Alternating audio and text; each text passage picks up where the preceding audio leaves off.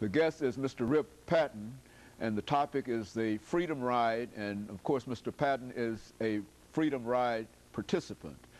As a Freedom Rider, Mr. Patton, let's give our audience some idea in terms of what you were trying to achieve and the obstacles that segregation had already dealt in reference to what you wanted to do. Okay, as you know, in that time, everything was separate.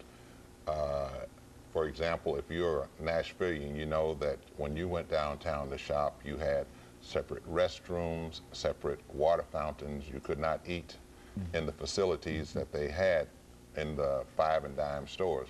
Well, they had the same thing in the bus terminals, Trailway and Greyhound.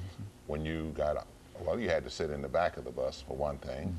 Secondly, when you reached your destination, if you wanted to go in and have a sandwich or refresh yourself, you had to follow the signs that said colored.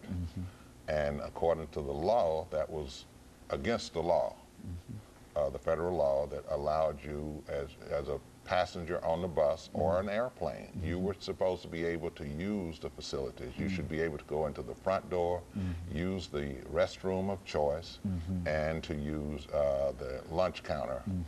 But that's what CORE was testing, to make sure that these walls had fallen down. And so there were people who resisted this.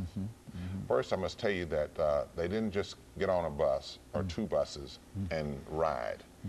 This was one of those things that we found out in Nashville, was that the FBI had to know at all times what was going on. You had to call the FBI and let them know that you were moving from point A to point B and give names and how many people for your protection. Now, the thing that you must realize too is that all FBI are not the same. So as you get deeper and deeper into the South, that FBI might be a Ku Klux Klan person, or he might know somebody, or his feelings might be he might be a staunch segregationist. And so when we told the FBI, when Nashville got into the Freedom Ride, as I stated earlier, Jim Farmer asked Diane Nash not to send anyone else. Let's stop it right here. It's too dangerous.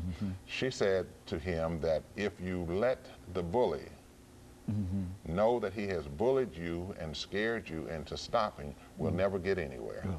So Nashville is going to continue this Freedom Ride.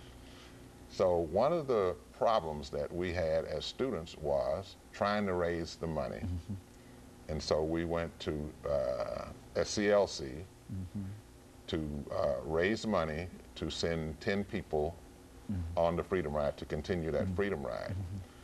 We met at First Baptist, and I don't know how many hours we talked back and forth about why we should go. Of course, the adults said it was too dangerous. You've seen what happened in Anderson and Birmingham. Why do you want to do this? Well, finally they gave in and wrote us a check. We needed $900 for 10 students. The check needed 2 signatures. They only had one person there to sign the check. And just to